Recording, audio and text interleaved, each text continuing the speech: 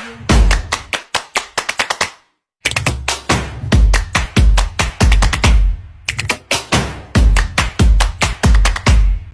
기분은 뭐야 어떡해 뭐야 어떡해 아주 나이스 아주 나이스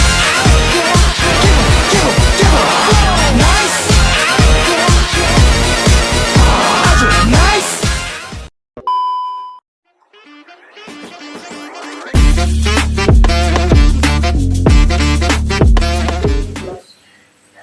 Halo semuanya, hari ini kita akan membahas tentang topik yang sangat menarik, yaitu model antarmuka dalam sistem pendukung keputusan atau yang biasa disebut sebagai SPK.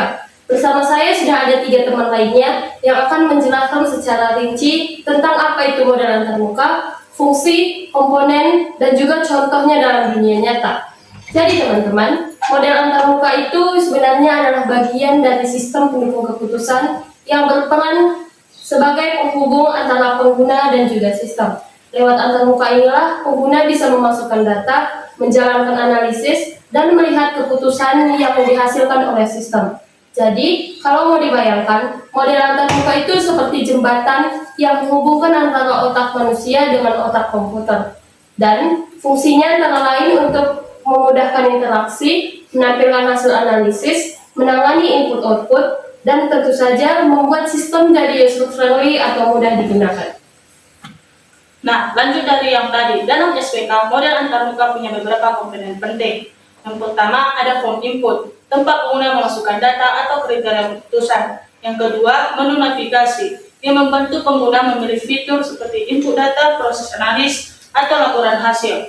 Yang ketiga, output display, yaitu tampilan hasil analisis, bisa berupa tabel, grafik, atau laporan. Selain itu, ada juga dialog box yang berfungsi untuk menampilkan pesan konfirmasi atau notifikasi dari sistem. Dan terakhir ada user control, seperti tombol proses reset atau simpan, yang membuat interaksi dengan sistem jauh lebih mudah. Intinya semua komponen itu dibuat agar pengguna bisa menjalankan sistem tanpa harus pusing dengan hal-hal teknis di belakang layar. Kalau kita lihat dari jenisnya, antarmuka dalam SPK itu ada beberapa macam loh. Yang pertama itu antarmuka berbasis teks, di mana pengguna berinteraksi lewat perintah teks. Biasanya ini dipakai oleh pengguna yang sudah ahli. Dan yang kedua, antarmuka grafis atau GUI yang memakai tombol dan menu. Ini yang paling umum sih karena mudah digunakan gitu. Jadi selanjutnya ada juga yang namanya antarmuka berbasis web, bisa diakses lewat browser dan cocok untuk SPK online. Dan terakhir, antarmuka berbasis suara seperti sistem modern yang pakai asisten virtual. Perannya sendiri sangat penting karena antarmuka adalah wajah dari sistem. Kalau tampilannya jelas, interaktif dan mudah dipahami, maka proses pengambilan keputusan juga akan jadi lebih cepat dan akurat. Ambil contoh penerapannya. Bayangkan kamu mau beli laptop tapi bingung memilih di antara banyak merek dan tipe. Nah, dengan SPK pemilihan laptop kamu tinggal memasukkan kriteria seperti harga maksimal 10 juta, RAM minimal 8 GB, prosesor minimal 5, baterai tahan minimal 6 jam. Sistem akan memproses data itu, lalu menampilkan daftar laptop terbaik sesuai dengan bobot kriteria yang kamu berikan. Misalnya muncul ranking 1 Asus VivoBook, 2 Acer, 3 Lenovo. Semua itu bisa kamu lihat di antarmuka yang tampilannya rapi, dengan grafik dan nilai total. Dari situ kamu bisa langsung menentukan pilihan terbaik. Nah, jadi kesimpulannya, model antarmuka merupakan elemen penting dalam SPK karena menentukan seberapa mudah pengguna berinteraksi dengan sistem. Antarmuka yang baik membuat sistem lebih efektif, efisien, dan tentunya membantu pengguna mengambil keputusan dengan lebih cepat dan akurat. Wah, menarik banget ya pembahasan hari ini. Jadi, bisa disimpulkan bahwa model antarmuka itu bukan cuma soal tampilan, tapi juga tentang bagaimana sistem bisa berinteraksi secara efektif terhadap manusia. Terima kasih untuk semua pembicara hari ini, dan juga terima kasih untuk para pendengar yang sudah menyimak. Oke, dadah. Dadah.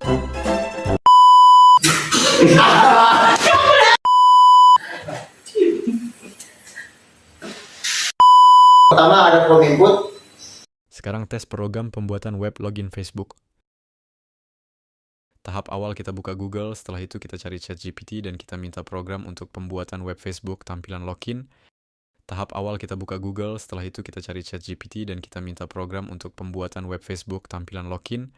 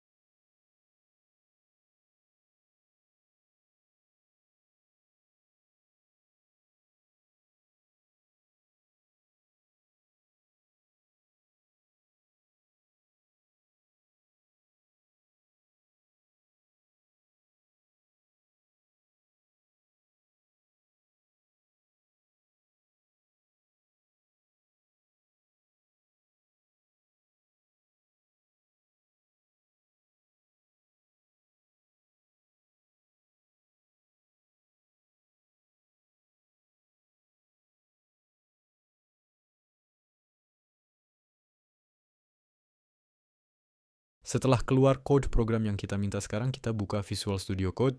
Setelah itu kita buat file baru dan kita copy paste kode program yang di ChatGPT ke Visual Studio Code yang udah kita buat file barunya.